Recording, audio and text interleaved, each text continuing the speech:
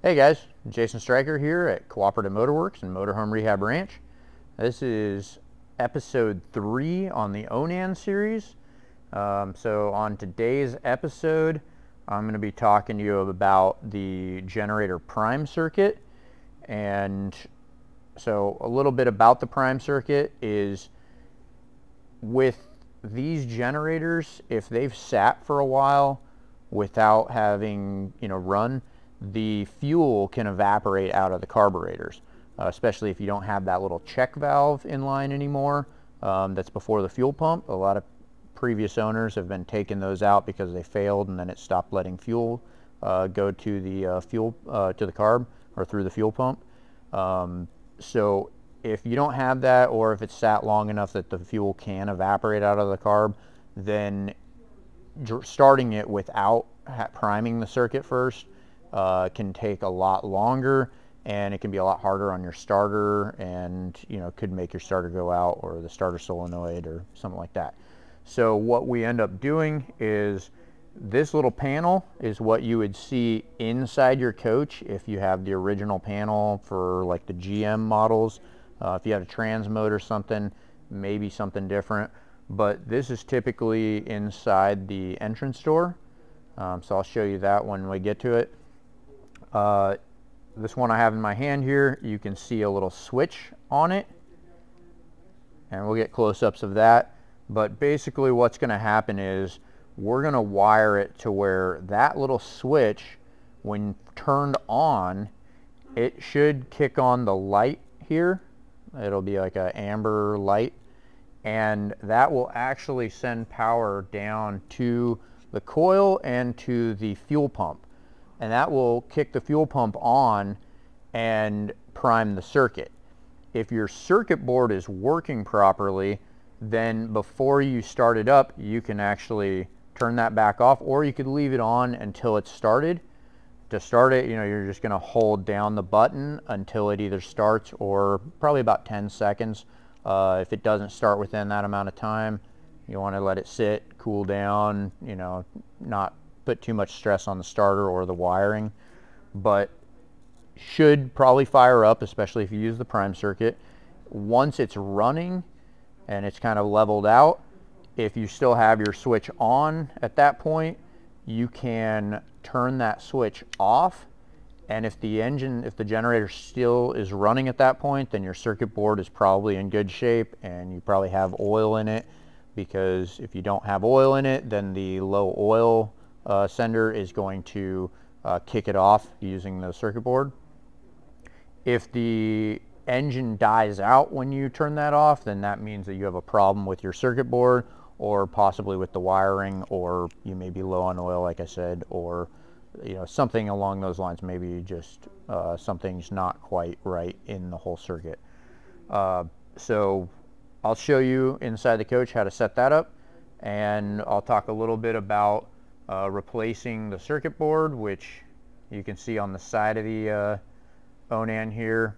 If you had the drawer out, it's going to be, normally there's a little cover that's on here. That one's already off on this one, and there's just 4 screws that hold that in, and 1 plug connector.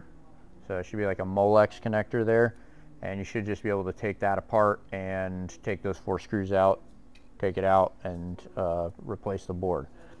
So we'll talk about where you can get those boards, the part numbers on them, the wiring harness, stuff like that. So, all right, we talked about the generator prime circuit, and now I'm going to show you how you can set that up, how you can check everything. So I'm inside the coach. You can see I'm right by the entry door.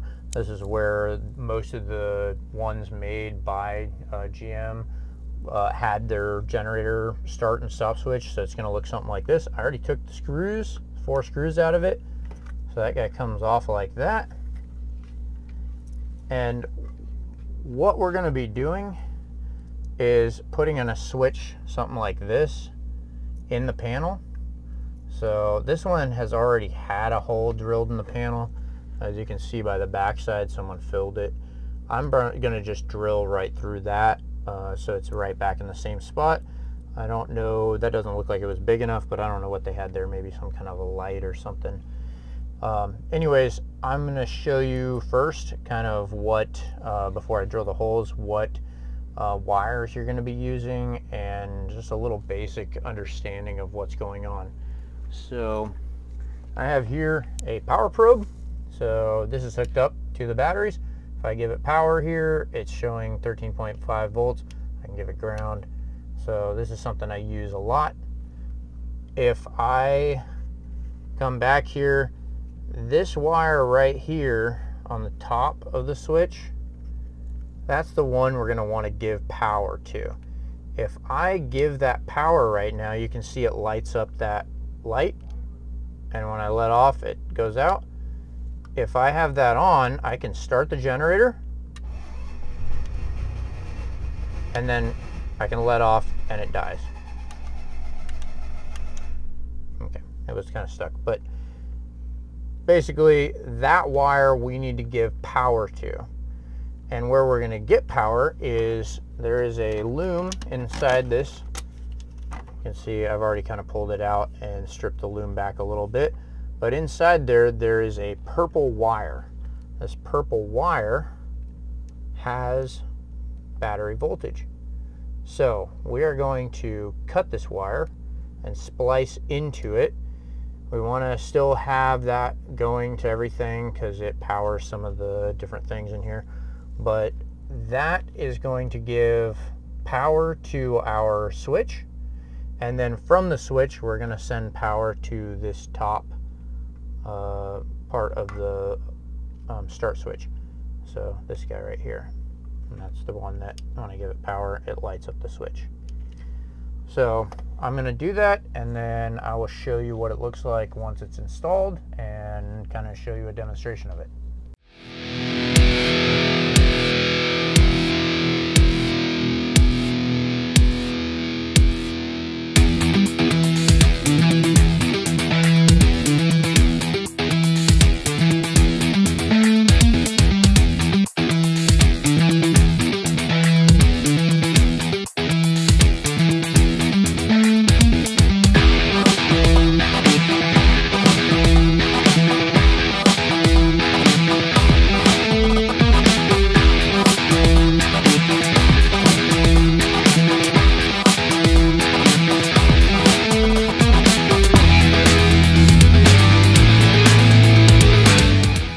Alright guys, so I'm back outside. This is actually another generator sitting on a cherry picker, and so I'm going to use this for some of the video because I already pulled my other coach outside. So this one will be able to show how we put the circuit board back on after you transfer the leads over.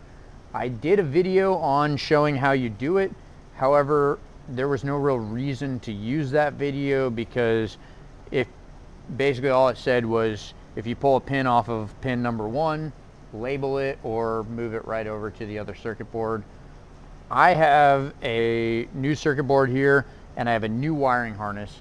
The new wiring harness was needed because the previous owners of my coach had cut the harness and bypassed it.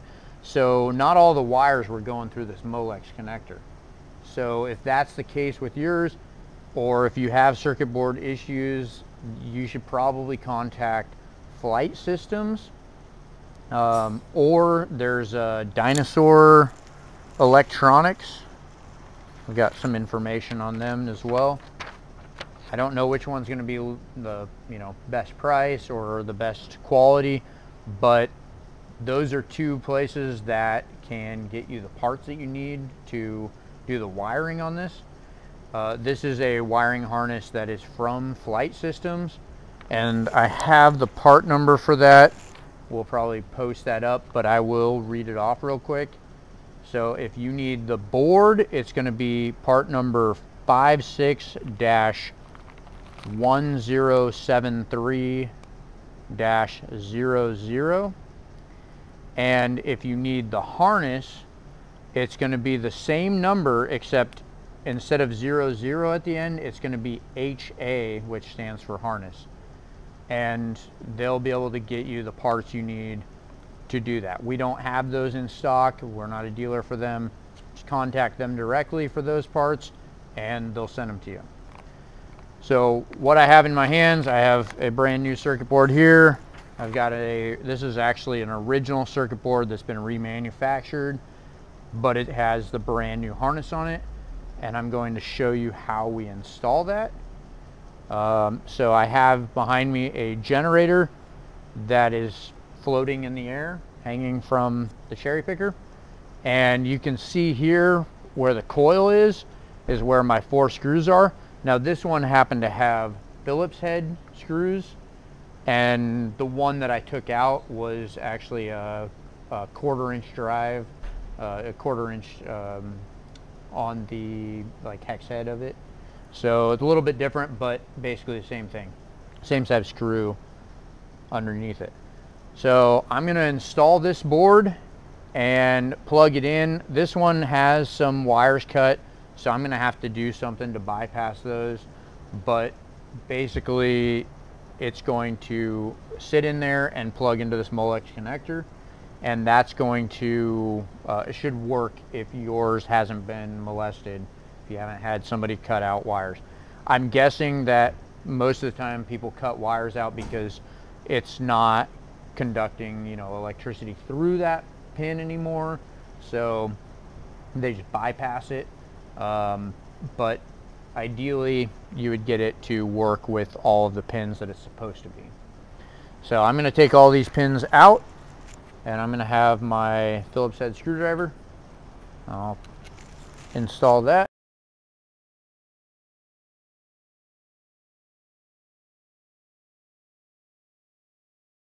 All right, so just to kind of summarize what we've covered so far in this 3 videos that we've done in this series so far is we've talked about installing the generator prime circuit. It's this little switch here next to the start button.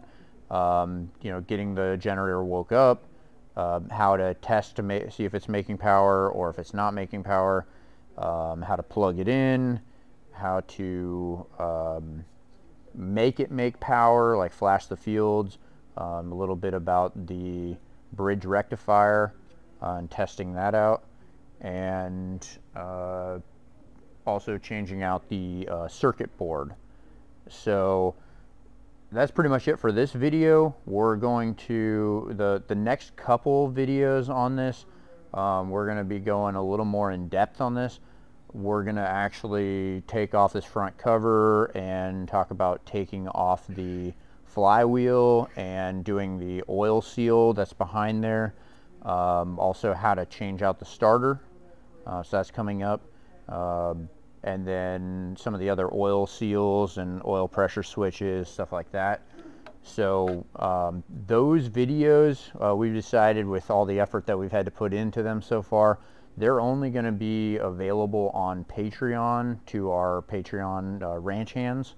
So, you know, if you're not a member, if you're not following us, if you're not a ranch hand yet, it's only $5 a month to go there, and, you know, it helps keep us making these videos. The amount of editing that Scarlett's had to do on all this is a lot. She's spending way more hours than you probably could imagine on this. I even started to realize how much extra work it is doing all these edits and all the pictures she's putting in and the cut scenes, and yeah, she's doing a phenomenal job, and it's more than a full-time job, honestly. So if you want to keep the videos coming, you want to learn more about these things, then that's a good way to support us.